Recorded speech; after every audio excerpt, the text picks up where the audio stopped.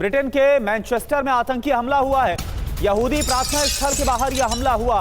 हमलावर ने भीड़ पर चढ़ाई है कार चढ़ाने के बाद चाकू से हमला किया गया। 2 लोगों की मौत, हमलावर भी मारा गया।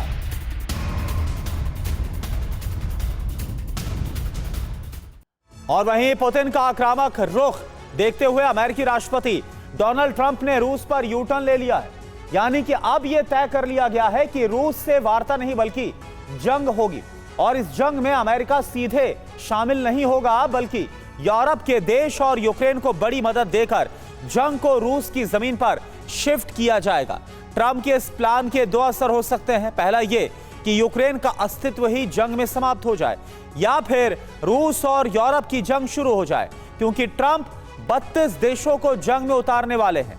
आप देखिए क्या है ट्रंप 31 का पूरा प्लान और कैसे इसका ब्लूप्रिंट तैयार किया गया है। रिपोर्ट।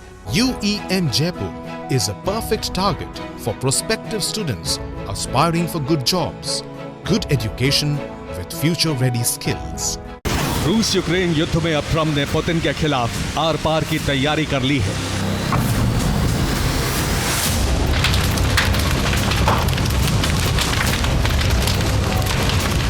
इसके संकेत ट्रंप की तैनाती और यूक्रेन को लॉन्ग रेंज मिसाइल देने की तैयारी है।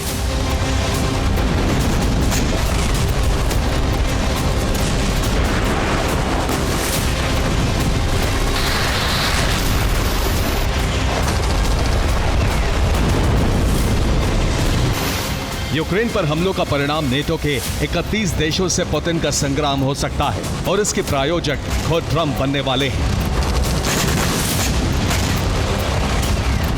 यूक्रेन को रूस पर लॉन्ग रेंज हमलों की छूट दे दी गई है। इसके साथ ही यूक्रेन को $90 बिलियन के हथियार दिए जा रहे हैं। यूरोप के देश अमेरिकी हथियार कंपनियों से डिफेंस डील कर रहे हैं। यूरोप के कई देश अपनी सेना को युद्ध के लिए तैयार रहने के आदेश दे चुके हैं।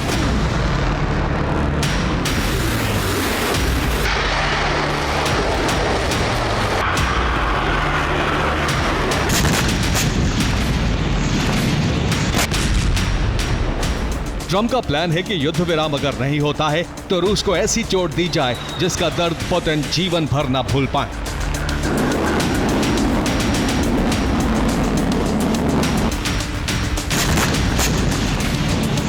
इसीलिए 30 सितंबर को वर्जीनिया में बैठक बुलाई गई। इस बैठक में दुनिया भर में तैनात अमेरिकी जनरल शामिल हुए। इसी बैठक में अमेरिका के राष्ट्रपति ने रूस के खिलाफ जंग के संकेत दे दिए। ट्रंप ने खुद कहा कि रूस के पास सबमरीन की तैनाती कर दी गई है।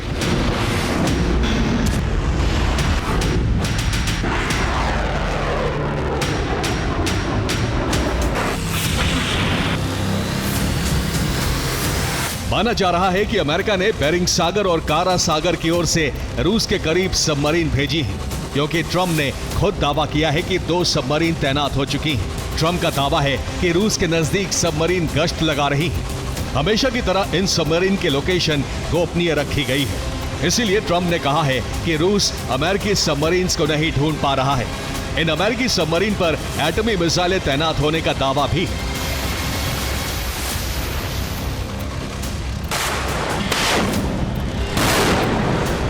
ट्रंप रूस को घेरने के लिए बड़ा एटमी चक्रव्यूह तैयार कर रहे हैं। ट्रंप जल्द से जल्द गाजा युद्ध विराम लागू कराना चाहते हैं। गाजा युद्ध विराम होते ही ट्रंप के निर्देश पर नेटो के 31 देश रूस की घेराबंदी बढ़ा सकते हैं। युद्ध में 32वां देश यूक्रेन भी शामिल होगा। यूक्रेन को भविष्य के युद्ध के लिए बड़ी मदद दी जा रही है। अमेरिका इस युद्ध में सीधे शामिल नहीं होगा।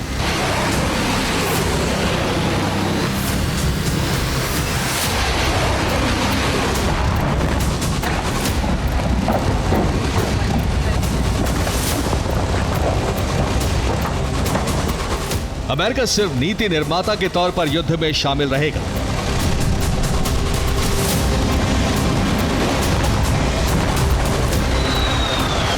अमेरिका के संकेत पर ही रूस की फ्रीज की गई संपत्तियों से यूक्रेन को $1 बिलियन की मदद मिलनी शुरू हो चुकी है।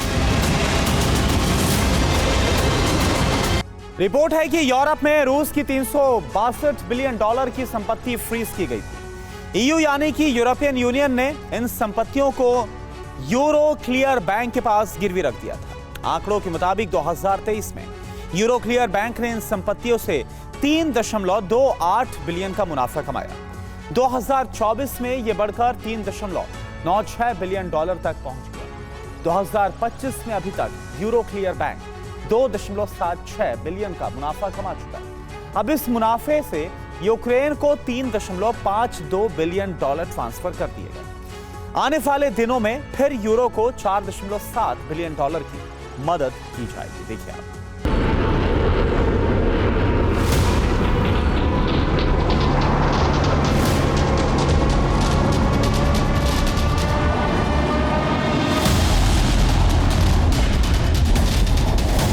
यूक्रेन इस मदद के जरिए अपने देश में हथियार प्रोडक्शन बढ़ाएगा। खासतौर पर छोटे और कामिकाज़े ड्रोन का प्रोडक्शन बढ़ाया जाएगा।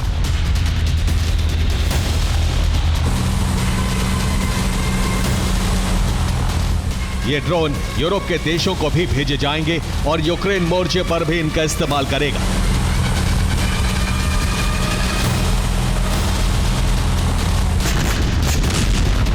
क्योंकि बीते 100 घंटे में रूस ने यूक्रेन पर ताबड़तोड़ हमले किए हैं। अब ट्रंप के प्लान की भनक लगते ही रूस ने यूक्रेन में अपने लक्ष्य पूरे करने के लिए हमले तेज कर दिए हैं।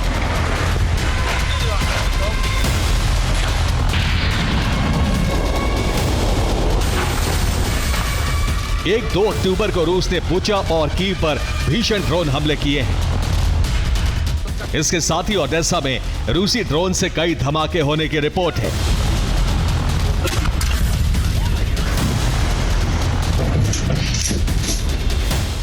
चेर्निहिव में रूस ने यूक्रेन के एक ट्रक को निशाना बनाया और सैकड़ों एफपीवी ड्रोन नष्ट कर दिए।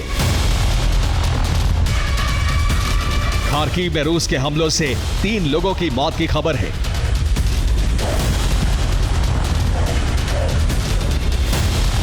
डीप्रो में रूस के हमलों से बड़े इलाके की बिजली सप्लाई ठप हो गई। रूस ने ऑपरेशन को जल्द पूरा करने के लिए पहली बार यूक्रेन के मोर्चे पर अपने most advanced fighter jet Su-57 उतार दिए हैं।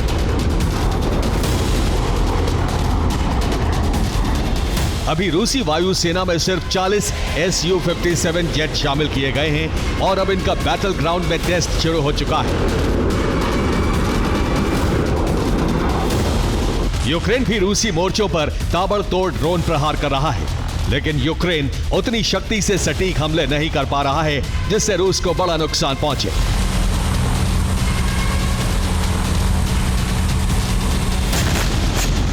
इसीलिए यूक्रेनी वायुसेना को नए जेट देने का ऐलान किया गया है और इतना ही नहीं, अब रूस पर लॉन्ग रेंज हमलों के लिए अमेरिका सीधे यूक्रेन को इंटेलिजेंस मदद देने वाला है। अमेरिका यूक्रेन को मदद देने के लिए इंटेलिजेंस शेयरिंग का प्लान तैयार कर चुका है। अमेरिका के टोही विमान रूस के आसपास काला सागर, बाल्टिक सागर और कारा सागर से रूस की रेकी करेंगे। रूस के सामरिक ठिकानों का इंटेलिजेंस जुटाकर यूक्रेन के साथ साझा किया जाएगा और साथ साथ इससे यूक्रेन को रूस पर डीप स्ट्राइक करने में काफी मदद मिलेगी। सटीक इंटेलिजेंस मिलने के बाद रूस पर लॉन्ग रेंज हमला होगा। देखिए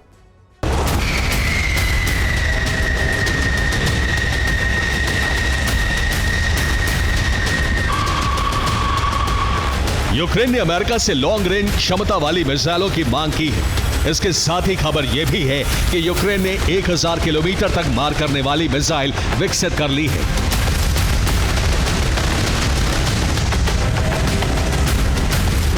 दावा है कि नेपच्यून मिसाइल का अपग्रेडेड वर्जन तैयार हो चुका है और यह मॉस्को तक हमले कर सकती है। हालांकि माना यह जा रहा है कि यूरोपीय देशों से तकनीक मिलने के बाद नेपच्यून मिसाइल को कीव ने अपग्रेड किया है और अब ट्रंप के इशारे पर हमले शुरू होने वाले हैं।